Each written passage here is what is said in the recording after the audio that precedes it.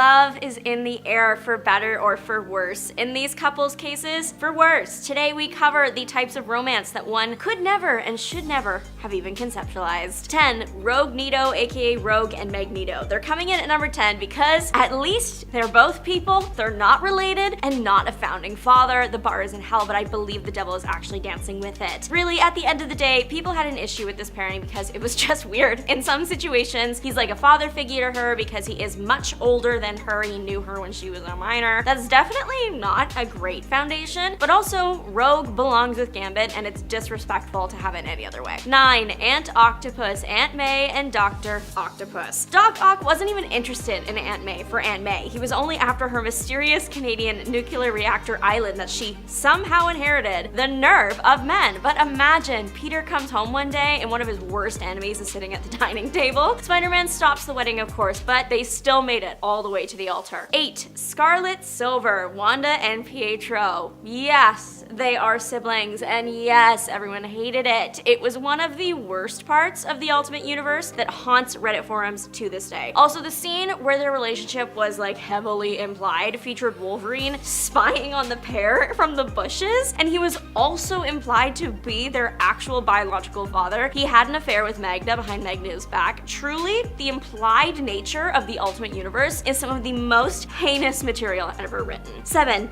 The founding sorceress, Clea and Ben Franklin. There's a lot to unpack with this one. We got time travel, manipulation, magic, cheating, a potential false identity. We are one evil twin away from days of our lives. So Doctor Strange and Clea ended up on a ship carrying Ben Franklin. Not important why, but they're jumping through time and Clea is left on the ship with Ben Franklin and they get to know each other by candlelight. This was retconned later to be an evil sorcerer, so not actually Ben Franklin, but like Clea did think it was Ben Franklin, and that is a way more interesting choice, honestly. 6. Pink Wolverine, the Pink Lady and Wolverine. This one's strange because like, how did he do it? The Pink Lady kind of reads a very abstract concept. She has a human-ish form, but she's an interdimensional being bonded to a pink mink and only comes out when exposed to oxygen, so clearly Wolverine's up for anything. 5. Wolf Hulk, Star God and She-Hulk. This one was wild because they got married and they didn't like each other, and that is not even an exaggeration. Like, She-Hulk realized after the marriage that her feelings towards Star God were influenced by outside parties, and she didn't really like him, and he only liked the human side of her and wanted her to de-Hulk to Jennifer, which is something that she didn't want to do. So truly, it was a marriage of dislike, plus he's half wolf, which is its own beast to tackle, and on top of that, he's the son of J. Jonah Jameson. Like, please pick a struggle. 4. Constant Shark, John Constantine and King Shark. Now, it's not like completely wild to see, especially for the likes of John Constantine. King Shark does have like a semi-human body. He's not completely a shark and isn't really that far off from the Little Mermaid. I wish so much that we could see John Constantine's Hear Me Out cake because I know that he would take it. He'd make Venom seem like a logical choice for that trend. Number 3, Superman and Supergirl. Unfortunately, I'm not kidding. This diabolical pairing is a result of early comics tomfoolery. Supergirl was trying to get Superman a girlfriend, and a series of, mishaps and missteps led to her finding essentially her clone to date Superman. When that relationship inevitably also failed, Superman decided to reveal that if he were to fall in love, it would be with someone like Supergirl, but they can't do that because Kryptonian law forbids cousins from falling in love. I don't know what was going on over at DC headquarters at the time, but it was evil, and there is an alternate universe where the pair did in fact get married, but luckily they were not cousins in that one. 2. Supergirl dating her horse. I've talked about this bizarre pairing before, and if it makes you feel any better, she didn't know that her boyfriend was her horse. See, Comet used to be a centaur. A spell gone wrong led to him becoming a horse like 90% of the time, and a human whenever a comet enters the solar system. He decided not to tell Supergirl that he was her horse because he thought that the secret would come in handy. Truly, that's probably the chillest part of this agreement, but yeah, Supergirl dated the human side of Comet. Happy to report that Supergirl is not in fact the final boss of Horse Girls in that regard. But number 1, you might wonder how we could possibly beat Supergirl. It turns out the whole Super family are freaks because Jimmy Olsen married a gorilla. Okay, listen, Jimmy didn't want to marry the gorilla. There were a series of unbelievable circumstances, as there often are with early comics, that led to this union. Bruna the gorilla was a goddess to this group, and she loved movies, specifically King Kong, so when she saved Jimmy's life, she imprinted on him basically, and the group was like, great, the goddess picked her mate, and and they have to get married. Superman ended up marrying them. Jimmy suffered until he worked out a way to get a gorilla divorce by having an animal throw him off a cliff into Superman's waiting arms. For better or for worse, Jimmy Olsen has unrivaled game and a gorilla ex-wife. Bruno went on to marry Gorilla Grodd. Grodd is supposed to make his live-action debut in the DCU Jimmy Olsen series that's being developed, and James Gunn, I am just like begging for one single reference to this. Dazzler was hidden away for a few decades, which is wild considering she was created to shine. The powerhouse superstar mutant was a big character when she first came out in the late 1970s, but she was heavily based on disco fever, so when disco started to die, so did Dazzler's popularity. Her mutant ability is sound conversion.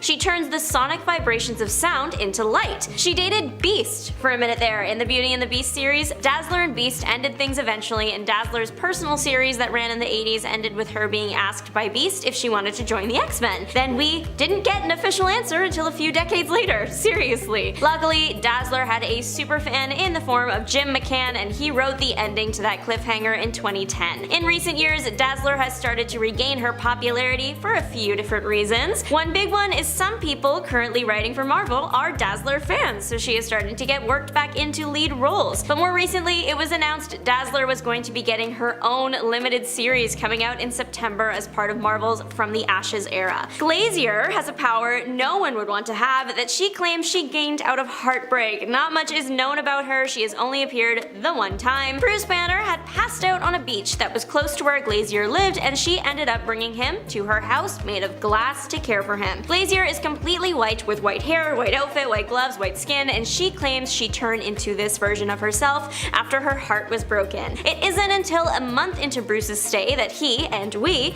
discover that Glazier's arms are really crystal that turns whatever they touch to glass. It's very like Disney's Frozen core. So all these glass statues in her house, those were actually former lovers. So Bruce needs to get out of there. To escape, he turns into the Hulk, and the weight of him causes the glass house to shatter. In the mess of it all, Glazier ends up touching her own body with her hands and turning herself to glass. You kind of feel for her because of the whole like so heartbroken she gained a terrible ability thing, but then she did kidnap a bunch of people for a creepy glass collection. Linda Page dated Bruce Wayne, and that came with every problem you'd expect. She had to deal with being kidnapped and seeing Bruce's random injuries and even having her wedding interrupted by criminals. She was the daughter of a Texas oil baron. She could have chosen to be a nepo baby that never works, but instead she decided to become a nurse and work with the elderly. She met Bruce because they ran in the same social circles. She didn't know he was Batman, and yet she still got the Batgirlfriend treatment. She was kidnapped by a mob, and then another criminal kidnapped her, and then she had a run-in with criminal Mr. Baffle, and then she was a guest attacked at a fashion show. So much happened to this poor girl. She also had to deal with Bruce like randomly disappearing on dates to go fight crime, and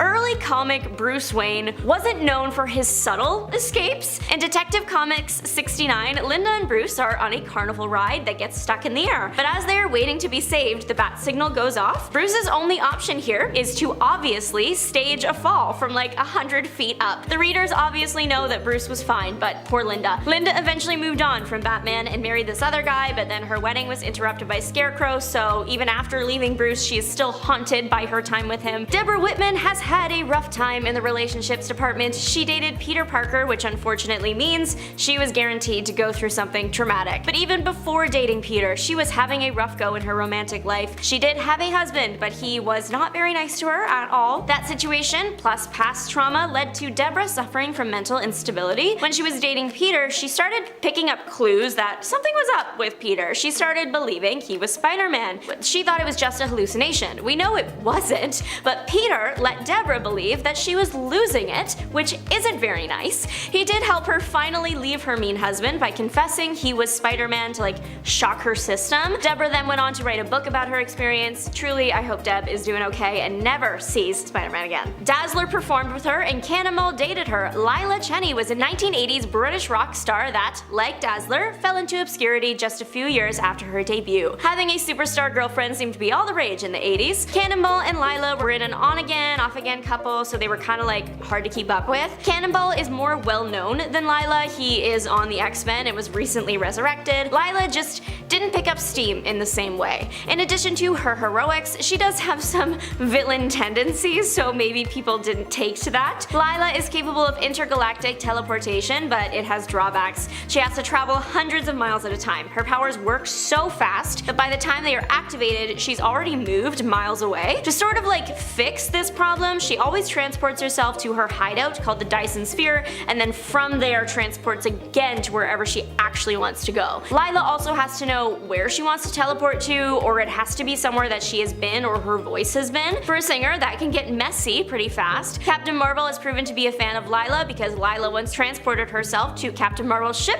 when Carol was playing her tracks. Richard Malvern is known for dating Linda Danvers or Supergirl. Him and Linda were in the same orphanage as a kid, so he's an orphan, let's clock that together. He suspected that she was Supergirl, but she kept creating like wild stories to throw him off her scent. He eventually just like gave up. The kids both got adopted, eventually meeting again when they went to the same high school. They dated through high school and college, but then broke up after. Richard of Earth 1 has appeared about 43 times and probably has limited appearances because he met an early end. He tried seeking Linda out when they were adults, but then he found out he had cancer and it was really bad. Linda eventually was found and visited him in hospital. He was on his deathbed though. They shared a goodbye kiss and he passed in the night. It was a peaceful end in comparison to the others on this list, but still heartbreaking all the same. Clark Kent's amnesia cowboy era was short-lived and resulted in more heartbreak than his love interest Sally Selwyn bargained for. Sally Selwyn was minding her business, working on her family ranch alongside her dad. Then one day, as she was just milking the cows, this guy shows up. The guy is Superman, but he has amnesia, so he gets dubbed Jim White. Superman ends up sticking around the farm and him and Sally fall in love. She seems super sweet, super into Jim. She wanted to marry him. Jim had an accident while on a horse and was in a wheelchair. Then he went to a cliff beside a river to contemplate life, and then this bully showed up and pushed a boulder into the back of his wheelchair, sending Clark Jim into the river. He woke up in Atlantis with his Clark memory restored and no recollection of his time with Sally, so Sally was truly literally forgotten. Sally was very upset about Jim's passing and vowed to never love another. Then Ned Barnes showed up. He had plastic surgery done to look like Superman, so he took on the Jim mantle, but then he also passed shortly after, so poor Sally had to mourn Jim all over again. Hermione Granger almost played Superman's girlfriend. I know, I'm as shocked as you. We all know Gwen Stacy, right? We are all familiar with Spider-Man's second most popular love interest ever. Well, she had a cousin. That cousin also dated Peter Parker. Her name was Jill Stacy. Jill was in Peter's life after Gwen passed, and she dated Peter when Mary Jane was believed to have also passed, but when MJ appeared alive, Jill backed off Peter. She was created in the 90s, and I wouldn't call her popular at all, but allegedly there were plans for Emma Watson to take on the character in the third Amazing Spider-Man movie, but we all know what happened there. Every day, I find out something new about the lost Amazing Spider-Man movie, and I cry a little inside. Jill in the comics, like most of Peter's girlfriends, has not had an easy run. She was once almost eliminated when Peter's house was attacked by one of Norman's goons. I hope Jill eventually found love and settled down, and that's why we haven't heard from her. From Earth 1, we have Mark Hanner. He was involved with Barbara Gordon's Batgirl. Hanner was truly like just your average guy. He worked as a private investigator in Gotham, and okay, that is a pretty dangerous profession, especially in that city. He would visit the library Barbara worked at the same time every week, and Barbara developed a little crush. But then one day, Mark didn't show.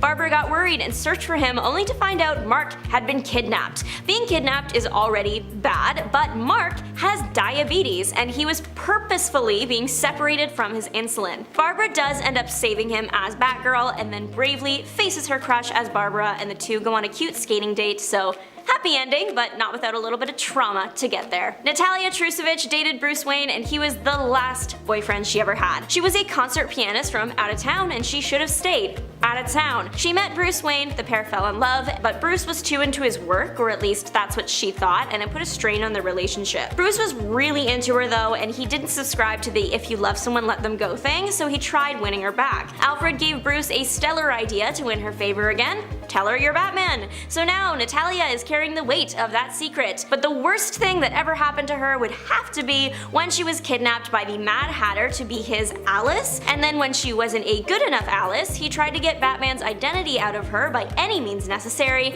and when she wouldn't give in, he threw her out of a helicopter and she crashed into the bat signal. Could not think of a worse way to go for her. Now they also have to fix the bat signal, and now Batman will be reminded of her every time he sees it. Just a horrible time all around. Number 10. Sif, Thor, Jane Foster. Sif and Thor were a long-standing couple in the comics for years. However, when Thor was sent to Midgard to basically learn humility and become a hero worthy of his title and hammer, he ended up falling in love with Jane Foster. At one point, Thor even wanted to marry Jane, but Odin forbade it. It actually took a very long time and a lot of hard work on Jane's part for her to be accepted by Odin, and even then, this really only happened after she died, sacrificing herself to defend Asgard. So talk about it taking a lot, like her life. And friends, before we move on to our next spot on this list, if you love when we talk about love here on the channel, be sure to let us know by clicking that subscribe button. We check and, you know, we can see when people subscribe when they watch a video, and it'll show us that you love us. Number 9. Green Arrow, Black Canary,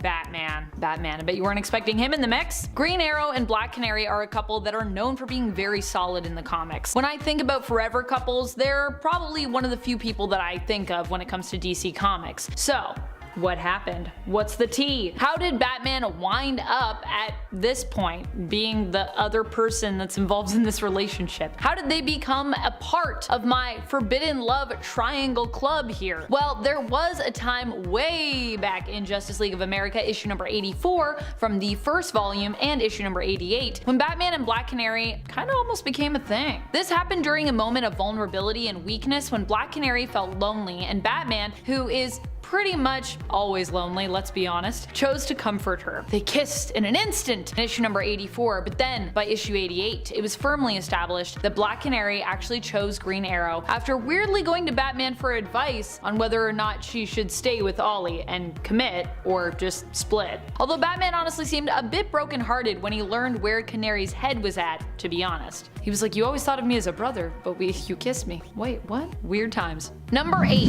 Vision, Scarlet Witch, Wonder Man. Scarlet Witch has had a turbulent dating history to say the least, and to top it all off in terms of all the weirdness involved in her romantic life, the two men who she most often finds herself stuck between choosing actually share the same brain waves. Vision, the android, was actually created with his brain patterns based off of Wonder Man. So when she later was no longer with Vision and she ended up with Simon, it did make sense, but it also didn't make it any less awkward, because I mean, it's kind of like moving from one person to someone that's like almost the same, at least in terms of their brain. Though Vision himself also created his own android wife, Virginia, using Wanda's brain patterns to do so. So both characters seem to have a very specific type, which seems to be each other. Number 7. Wolverine, Jean Grey, Cyclops. A modern day love triangle, if ever I have seen one. At times, Jean has been tempted by Wolverine, but for the most part I'd say she's pretty loyal and is consistently depicted as being more head over heels in love with Scott Summers. Like Scott's like her main squeeze, and then sometimes, every now and then, her and Wolverine have a thing. Personally, I remember this love triangle the best from the 90s animated series. In that version of the story, it always felt to me that Wolverine really wanted to have a relationship with Jean, but she was actively resistant, despite definitely having feelings for Logan, while Cyclops was very defensive and protective of Jean and his relationship. Not a great look if I'm being honest, Scott. A little overprotective was kind of how Scott usually came across to me as a kid watching this show. However, that being said, Wolverine and Jean have had their moments in the comics, and there has definitely been long-running will they won't they vibes between them. Lately though, this love triangle has actually become much less forbidden, as they seem to be more of a bona fide throuple lately. Just look at the floor plan for the Summers house on the blue area of the moon, and you're gonna see what I'm talking about. I'm just saying. There's some connecting rooms that are interesting. Number 6. Black Cat, Spider-Man, Mary Jane. A constant love triangle that is still ongoing even today, and was still somehow ongoing even when Peter was married to MJ. Mary Jane was a family friend, the niece of Aunt May's friend Anna Watson. For a good while, Aunt May hyped up MJ, and her appearance was actually teased constantly in the comics, till one issue when finally Peter and readers would actually get to meet Mary Jane, with MJ speaking one of the lines she has become the most famous for in this first appearance: "You just hit the jackpot." Black Cat, on the other hand, is someone that Peter met not while in his civilian identity of Peter Parker, but while in his superhero persona of Spider-Man. Initially, it also seemed like Felicia Hardy's Black Cat was a bit older than Peter, with her being shocked when she first kissed him, and afterward realized that there was a bit of an age difference between them. However, despite this, and despite Black Cat being a thief and less clearly defined when it came to her alignment, a relationship would later blossom between the two. It wouldn't work out, and Peter would ultimately end up married to MJ until their marriage was traded in a bargain with Mephisto in exchange for Aunt May's life. For a while, Black Cat competed for Peter's attention, even when he was married, attempting to make him jealous by dating his former adversary turned close friend, Flash Thompson. True story. Number 5. Speedy, Wonder Girl, The Flash. This was a rough one. Wonder Girl and Speedy were pretty much an item for some time in the comics. Not really official though at this point that we're talking about in the 2016 Titans series. However, it seemed like they were making strides in their relationship, with Speedy even like getting hyped to confirm his commitment to Donna when he found her kissing Wally West's The Flash. Wally was really the only one to remember his life before the New 52 reset, including his married life with Linda and their kids together. But Linda didn't remember him, and after trying to make a connection with her, he was shot down. But Donna was there to pick up the pieces. Ultimately, Donna and Wally would only have a very brief romance, with Donna ultimately deciding to commit to Speedy instead, and Wally later ending back up with Linda and eventually saving his kids who were trapped in the dark multiverse. So kinda all worked out in the end. Although I don't think Donna and Speedy are together now. It worked for a bit for them. Number 4. Mr. Fantastic, Invisible Woman, Namor. I've always found this love triangle to be very interesting because I really do think Mr. Fantastic and Namor are pretty fitting partners for Sue Storm, like both of them are. This is also just one of those love triangles where Sue is very set in her relationship with her husband Reed, but where I feel, despite their marital bliss, the threat of Namor splitting them up feels very real because Namor is like a pretty reasonable threat to Reed. In most cases, there is a relationship outcome in the love triangle I prefer, and it's very rare when I feel like both partners suit the person who is considered to be the most desired member of said triangle, the top point, if you will, what I like to call them, like people are looking up. I love that person. But with this one, I can see Sue being with either Reed or Namor, and it could work. So it's really quite a nail biter whenever she feels a pull towards ending her marriage and possibly leaving Reed for the Submariner. Feels like a real threat. Number 3. Mary Jane, Spider-Man, Gwen Stacy. While Black Cat and MJ and Spider-Man are a more popular love triangle in the modern day comics, initially Peter was actually kind of stuck between a different choice when it came to the women in his life. MJ was still around doing her thing and being super charismatic, having a lot of fun, and was usually the center of attention. But despite this, a different young woman managed to win over Pete's heart at the time, the studious and sweet Gwen Stacy. Gwen was Peter's first love, and despite the fact that, like everyone, he thought MJ was attractive, Pete really only had eyes for Gwen at the time. Still, there were elements of a will they, won't they dynamic to Peter and MJ's relationship even before Gwen suffered her tragic fate. Although for the most part, the four friends were usually matched up as such. Peter's best friend Harry Osborn with MJ and Peter with Gwen. And then sometimes Flash was also hanging around as kind of a fifth wheel, but I believe he also thought MJ was like an attractive person, so I think Flash was also kind of like, maybe I could be with MJ, but no. Number 2. Catwoman, Batman, Talia al Ghul. Well, some people don't like to think of Batman and Talia al Ghul as having a romantic history because of, well, some very awful things that Talia did to Batman. You know what I'm talking about. Honestly, terrible. The reality is she has been a romantic partner of his on and off for years. Like the Joker and Harley Quinn, they don't really have the healthiest relationship, which is often why most people prefer Batman with Catwoman. However, that doesn't mean that these two haven't competed for Batman's attention, and that they haven't both been pretty big contenders, I'd say. Although I think hands down, Catwoman does win that romantic fight almost any day of the week. I'm definitely in the camp of Catwoman and Batman together. Forever. Number 1. Deadpool, Death, Thanos. Most people know the unrequited love between Thanos and Death, or Mistress Death as she is sometimes known, but did you know that Deadpool also had a thing with Death for a while? It's true. Deadpool has actually been shown as wanting to end his life multiple times, and so of course he is also enamored with Death. And in fact, she actually probably prefers him to Thanos, if you can believe it. Which honestly, I can believe it. I feel like Deadpool is way more fun. Would rather date him than Thanos for sure. Thanos was actually so jealous of their relationship that he cursed Wade at one point to be unable to die just to keep him from death. So very serious competition there. Comic book writing takes a certain level of skill, but sometimes you've gotta wonder why writers decided to pair up certain ships. A multiverse presents infinite possibilities, including the Marvel world where Wolverine and Hercules, yep, the Greek god, joined forces to become lovers and prove their commitment by fighting their way out of hell.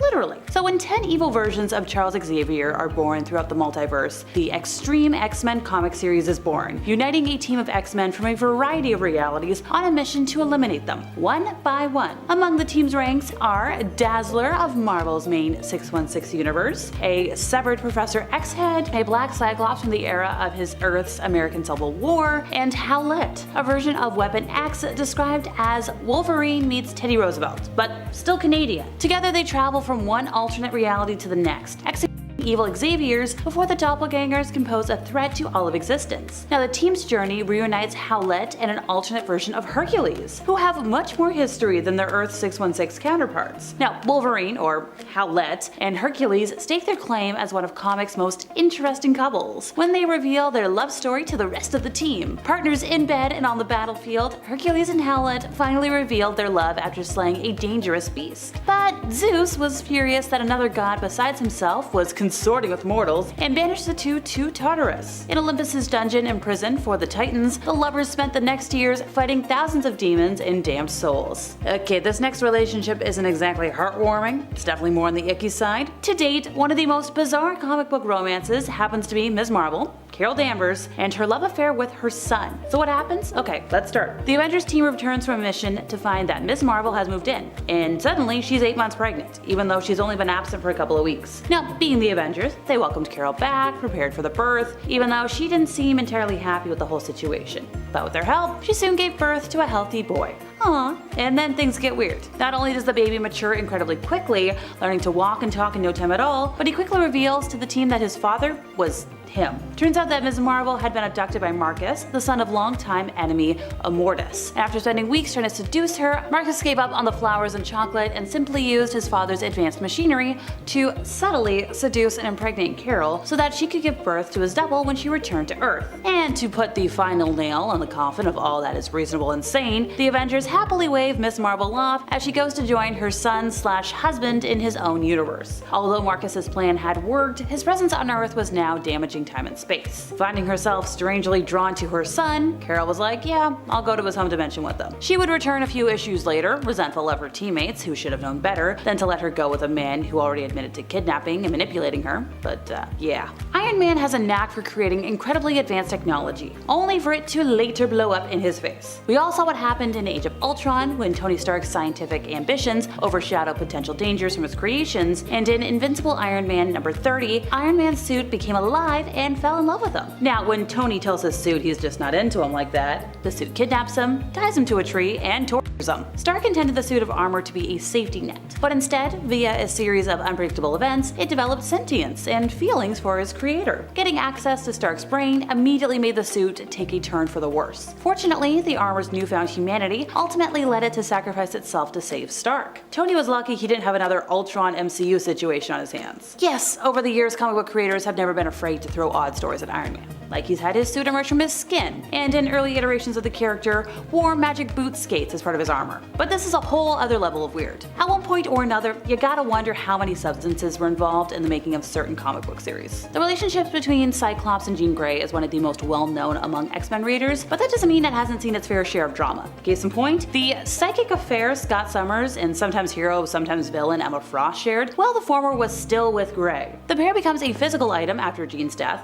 or one of them, and even co-run Xavier's school after the professor resigns. And that doesn't go well, ending up as disastrously messy as their initial hookup years before. And even when Jean Grey does come back, the two couldn't stay out of each other's minds. The entire time that Scott was with Emma, he became more and more militant. Finally, when Scott died, Emma went bad again and used visions of Scott to start a war with the Inhumans, their relationship turning both of them evil at different points. A romance that was doomed from the start included longtime X-Men member Storm and a mutant from an alternate timeline named Forge. The duo first got together in the Uncanny X-Men in the 1980s, and their relationship was built on a lie from the beginning, causing the building of toxic lies to ruin things for them. See, Forge created a weapon for the US government that neutralizes a superhuman's powers, and something that came out of that weapon struck Storm and stripped her of her powers. Forge took her in to help her, they fell in love, but it didn't take long for Storm to learn that Forge made the device, and it destroyed their relationship. Forge even proposed to her before taking it back, not realizing she was actually gonna say yes. Amazing Spider-Man issue 131 is an iconic, if somewhat infamous issue of the Web-Slingers comic book. The issue paid off a growing relationship between May Parker and Otto Octavius. Yeah, the latter of whom had come to know the widow after renting a room from her. And Doc Ock was dead set on walking May down the aisle, though his reasons for doing so had very little to do with matters of the heart. So beforehand, a distant relative of Aunt May's had passed away, leaving her to inherit a nuclear facility of all things. And Doc Ock was like, I'm gonna marry her to get my hands on this. Although his mission would become far more difficult than simply reading off his vows. Along with Spider-Man bursting onto the scene, the crime lord Hammerhead and his goons also interrupted the corrupted nuptials. This led to an action sequence set at the nuclear facility,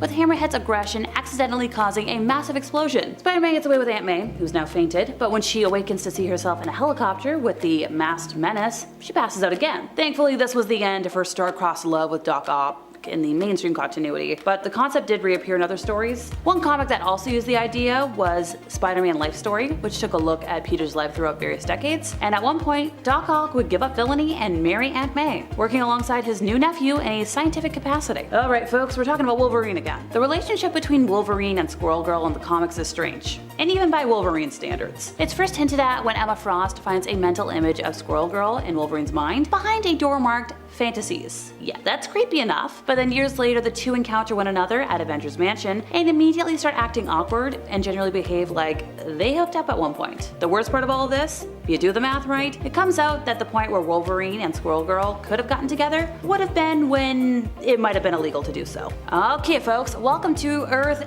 807128. 50 years ago, all the villains teamed up against all the heroes and killed them all, minus Wolverine, Hawkeye, Hulk, She-Hulk, and a couple of others. And what did Bruce do? He had a lot of offspring with his cousin, Jen, because she was the only one worthy of bearing his spawn. Yeah, there's not a lot to say about this pairing, because it didn't last long, and I think everybody wants to forget about it. Now, this is only in the Old Man Logan continuity, where Hulk is literally insane. I don't know if it's explicitly said to be non-consensual, but it's also heavily implied to be, which is even more icky. Gwen Stacy was Peter Parker's girlfriend, and was actually seen as a very passionately loyal woman throughout most of the series. Like, they were a dream team, and like, who wouldn't want to date Spider-Man? Heck, the death of Gwen Stacy is one of the most talked about Spider-Man storylines of all time. Second perhaps only to like his origin story. So imagine how fans felt when the Since Past arc in 2004 changed all of that in favor of secret twins, fathered by the Green Goblin with Stacy prior to her death. And those twins then turned into mini assassins hell-bent on whacking Spidey. Adding more fuel to the fire was the revelation that Mary Jane Watson was actually aware of the whole thing and kept Stacy's secret for years after her death. It's just a whole lot of retconning which did need to happen, proving once again that some things are called classic for a reason. And finally for today, Quicksilver and Scarlet Witch are two of the most popular characters in the Marvel's comics universe. In the world of Ultimate Marvel, the two also dated each other at one point. Okay, sure, so the pair's difficult upbringing was blamed on this bizarre coupling. Having been rejected by his father, Quicksilver sought comfort in the arms of the woman who reminded him most of his dead mother. And hey, yeah, sure, it seems natural that Quicksilver and Scarlet Witch would date. They're good looking, they're really close. Oh right, they're close because they're siblings. And once again, everybody else seemed to be entirely unconcerned by this relationship. The only exception was Captain America, but that's just because his old-fashioned 1940s brain couldn't fathom such 21st century concepts. Fortunately, the Wasp was on hand to explain the whole thing to him, because apparently this was all totally acceptable. I really don't have to explain why they are one of the worst comic book couples ever, right? I think there were some creators that actually cited this as one of the reasons why the Ultimate Marvel Universe had to be ditched. Oh, and in one of the most disturbing scenes, the couple consummate their love while Wolverine watches from the bushes. And the fact that Wolverine might have been the twins' father in this universe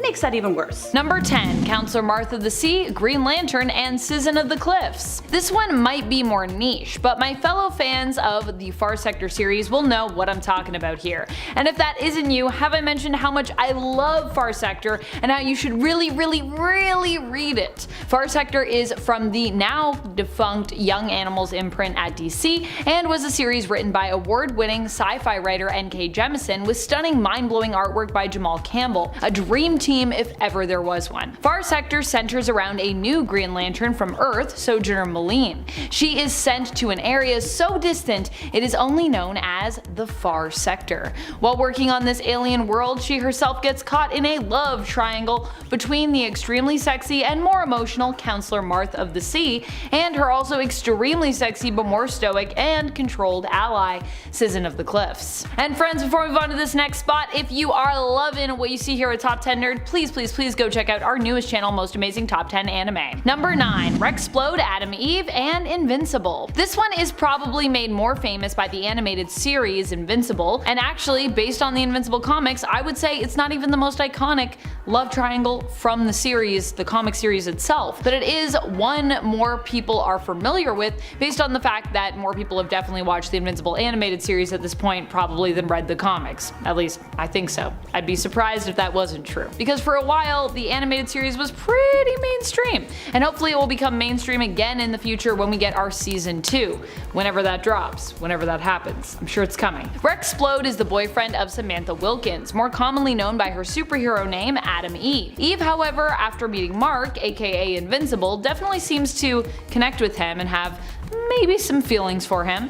When Rex cheats on Eve, she ends up breaking up with him, and while season 1 of the animated series doesn't really cement their relationship as Mark himself has found a girlfriend in Amber, similar to the comic series, the animated series features love triangles on top of love triangles really, and we know eventually Mark and Eve are going to get together because that's just how it goes. Number 8. PhantomX, Psylocke, and PhantomX? This is a really weird one. It involves PhantomX and his female counterpart, who is technically also PhantomX and the once lover of PhantomX, Psylocke. And this is back when Psylocke was a combo of Betsy's mind in Quanen's body, which we later learn also had within it Quanen's consciousness apparently, but just more in the backseat than the driver's seat. Yeah, it's super weird and super complicated and kinda gross. Like most things involving, well, both PhantomX and at least that past version of Psylocke where everything was really weird.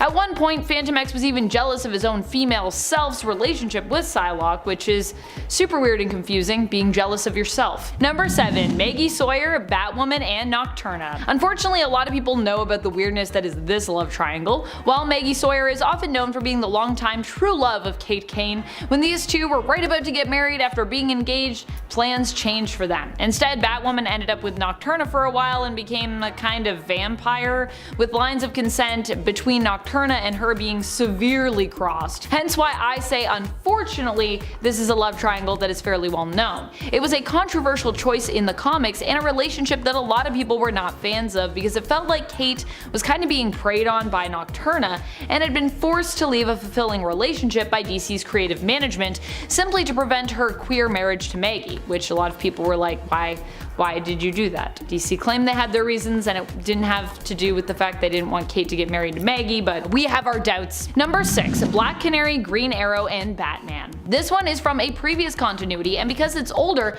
not as many people know that it exists, but hey, it does. Green Arrow and Black Canary are definitely more famous for being together than Batman and Black Canary are, even though they also were together in the All-Star reality somewhat as well, which is a thing that happened.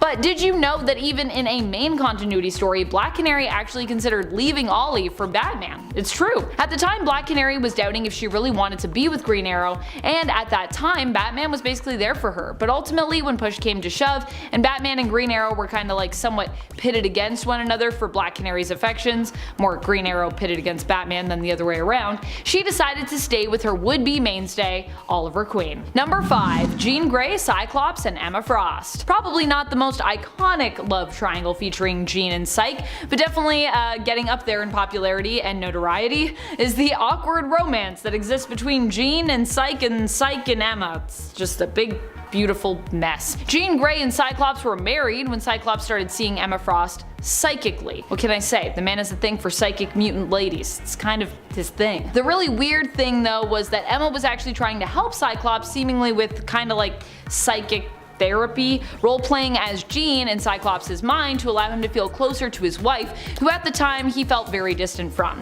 Needless to say, being married to an Omega-level telepath like Jean means that eventually, if you have a psychic affair, she's kind of bound to find out, which she did, putting Jean and Emma, who already weren't super friendly as it was, at odds with one another. I still dream of a day when Emma and Jean can join romantic forces themselves and close this love triangle, but I don't know if we're there yet, but maybe one day. Krakoa gives me hope. Number 4. Eddie Brock, Venom, and Anne Wang. Another strange but important love triangle from the comics involves none other than a black ball of alien goo named Venom. Because, of course it does. Not only is Venom considered to be one of the most popular characters over at Marvel, but the alien being is also known for being somehow one of the sexiest characters around too, if you can believe that. People just, I don't know, they really love symbiotes. It's just a whole thing. You know who also loves Venom?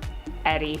And Eddie was once married to Anne, continuing to love her and pine after her even after they were separated, with Venom even bonding to Anne at one point to create She-Venom. In fact, Anne and Eddie's secret child, Dylan, even was considered to be somewhat of a genetic offspring of all three of them, with Venom, now bonded to Dylan, even sometimes acting in a caregiver or parental role. Number 3. Hawkman, Hawkgirl, and Green Lantern. Hawkman and Hawkgirl are known for being a strong superhero powerhouse couple usually, but they aren't the only two who are shipped together. Hawkgirl and Green Lantern John Stewart have also been known for having a deep connection to one another. When we take a look over at the DCAU, these two are not only known for being good friends and colleagues, but also at one point even ending up together, and are definitely maintained as having a sort of will they won't they style dramatic relationship in the animated universe. In an alternate future, John and Shiera even likely have a son together. That's what we're led to believe, and their son is known as Warhawk. However, Hawkgirl and Hawkman are generally also known for being together at DC because it is believed that they are both reincarnations of former Thanagarian lovers, so that kind of just ties them together throughout all time. Number 2. MJ, Spider-Man, and Black Cat. Another super popular one as we head back to the Marvel side of things is Mary Jane, Spider-Man, and Black Cat. It might even be the reason that you clicked on this list. MJ and Peter have come a long way in the comics, from family friends to schoolmates to close friends to lovers to husband and wife, and then kind of just back to friends again before once more returning to more than that, only to seemingly be split up once more. So it's been a tumultuous ride.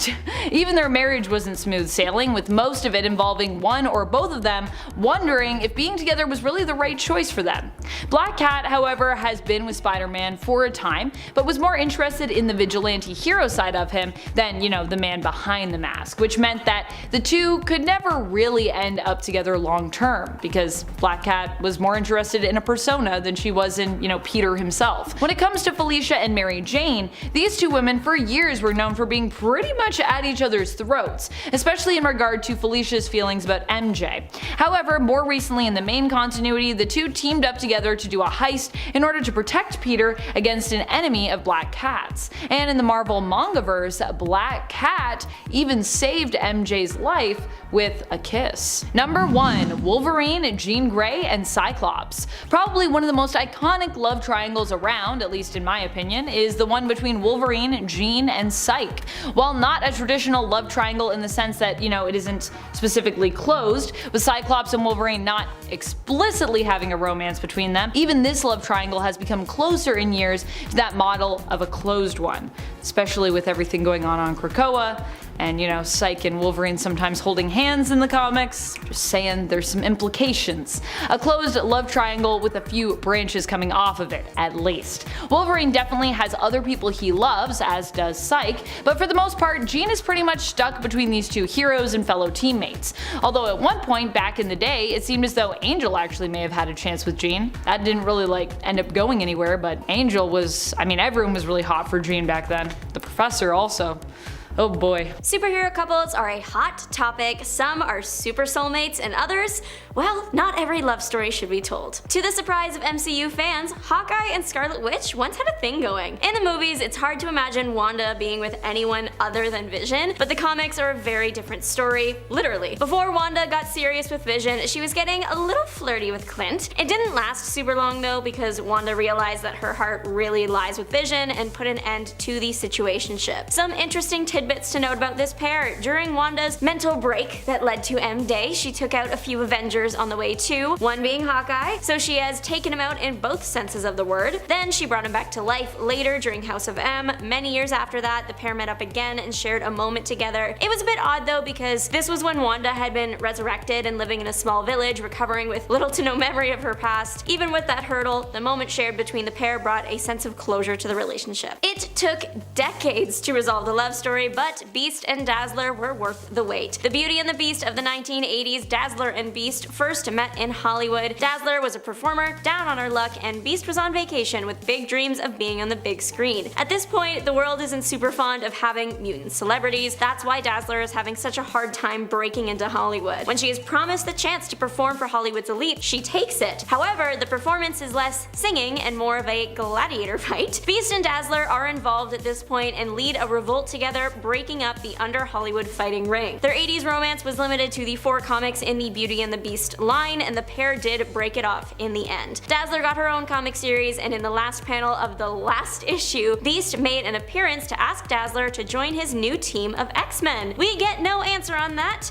just a 20-year cliffhanger that is finally resolved by Dazzler superfan writer John McCann. His story in Marvel's Heartbreakers Volume 1 involved the sweet meeting between the former lovers, where Dazzler finally answers Beast's question. She did not want to join his team. We kinda knew that already, but the events of Dazzler 42, her last issue, and Heartbreakers 1 happened close together, so Beast didn't have to wait that long. Dazzler found her happily ever after with another mutant, Longshot. Before the Flash found Iris West, he was quite the charmer, even getting involved with teammate Zatanna. Early on in the Bronze Age of DC, the fastest man around and the most powerful magic user had a bit of a flirtation going. In Justice League of America 187, they even shared a romantic dinner and night together. Pair met in Flash 198. Zatanna kissed Barry as part of her act. She shows she's interested in him in Justice League of America 102, but it doesn't go anywhere because he was married to Iris at that point. Then they are implied to actually get together in 187 because Iris isn't in the picture anymore. Eventually though, Zatanna would suggest that the two should remain friends, and that was the end of that. Until 2023's Harley Quinn, a very problematic Valentine's Day special, the couple are briefly featured in a shot together. Doc Ock once proposed to Aunt May so he could inherit a nuclear plant.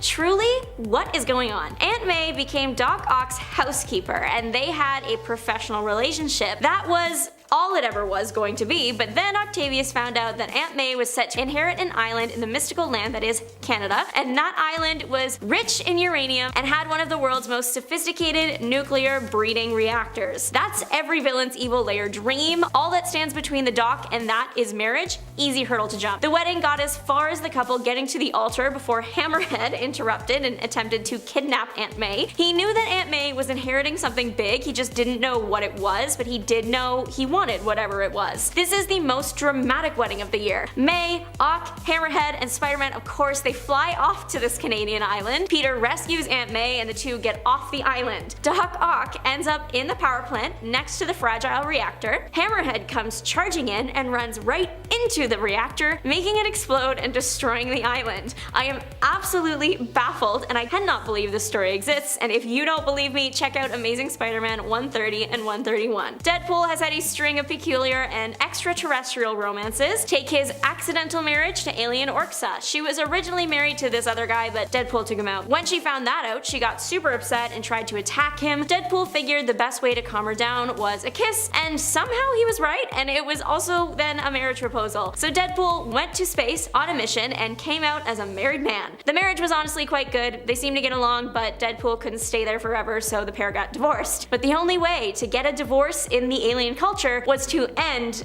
the other partner, so Deadpool had to die to make the divorce final, but lucky for them, that is his specialty and not a problem. Orcsa went on to remarry and I think has lived happily ever after. Captain Marvel and Spider-Man had a short-lived romance once upon a time. Sparks first flew in Miss Marvel 34. Carol Danvers was on a mission in New York and it attracted the attention of Spider-Man, and then Spider-Man revealed he was attracted to her when he requested a date. The pair ended up going to a fancy restaurant in issue 47 and it was awful. It looked so awkward. The date does get interrupted by people breaking in through the window. Carol quickly suits up while Peter enjoys his meal. She takes care of business. After the fight, she picks Peter up and they fly away from the restaurant in search of some good chili dogs, finally bonding over their love for food. Sharing their chili dogs on a rooftop, they have a nice ending to a disaster date. In a later meeting where Venom is involved, he tells Peter he felt Carol's feelings towards him, though nothing has come of that yet. When Spider-Man meets Miss Marvel for the first time, the first thing she asks him is if he really dated Carol Danvers. A short-lived couple, but they had a long-term impact. When you think you've seen it all, Marvel throws a human-tiger hybrid toddler at you, and we're just supposed to accept that. Hank Pym, like most characters in the Marvel Universe, was once impersonated by a Skrull. That Skrull, Hank, got to know Tigra on a very personal level, and the pair ended up creating an offspring together. The tiger toddler is still Hank's biological son though, because the Skrull replaced his genetics with Hank's, so even though real Hank had nothing to do with this, he has a little tiger running around. As it turns out though, little William Grant Nelson just looks like a tiger. He has few cat genes and is mostly human. William has spent most of his time with the cat people for safety reasons, as Norman Osborn wanted to experiment on him because, of course, it would be strange if this didn't get weirder. A young Superman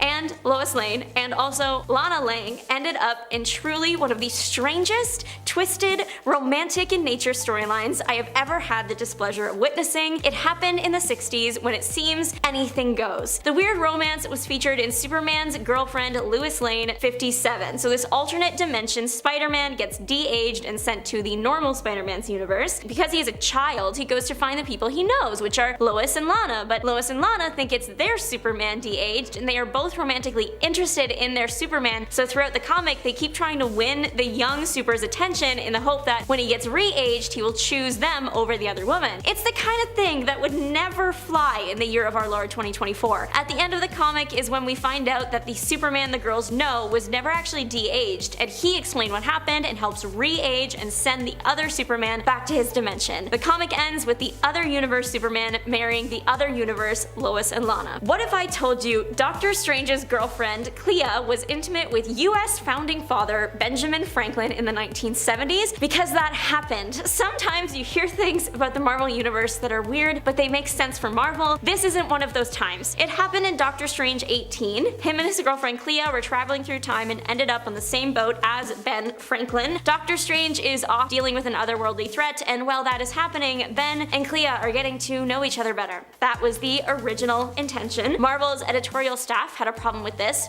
can't imagine why, and they changed it to Ben Franklin was actually an evil sorcerer posing as Ben Franklin that enchanted her. In the Deadpool Dead Presidents comic, Ben Franklin's ghost is there, and Doctor Strange makes a comment to him that he still hasn't forgiven him for the 70s. I don't know how to feel. Supergirl once dated her horse. I don't know what to say. Again, it was the 60s and DC was doing whatever they wanted. If it makes you feel any better, it was a Princess and the Frog kind of situation, so she wasn't actually interested in her horse, but the man that turned into her horse. It all started in ancient Greece because of course it did. A centaur named Byron saved the witch Circe, and she offered to grant him a wish. Basically, he wanted to be human. She accidentally gave him the vial to turn him into a horse though. Womp womp. He ends up becoming Supergirl's horse, eventually Comet. And then this alien prince casts a spell on him where anytime a comet is nearby, Comet the horse will turn into Byron the man. He is a cute man, so Supergirl falls in love with him when she sees him, but he doesn't tell her he's her horse because he thinks he needs to keep his identity a secret because it could help him in some super tasks someday. I genuinely cannot think of a single thing that identity thing could help with, but what do I know? There's an entire other storyline with Comet going back in time to ancient Greece to get permanently changed into a man in the 1960s, and then he actually does date Supergirl, and then there's this entire story about him becoming an outlaw. The Horseman is retconned out of continuity by Crisis on Infinite Earths, and that is the best thing to come out of that situation.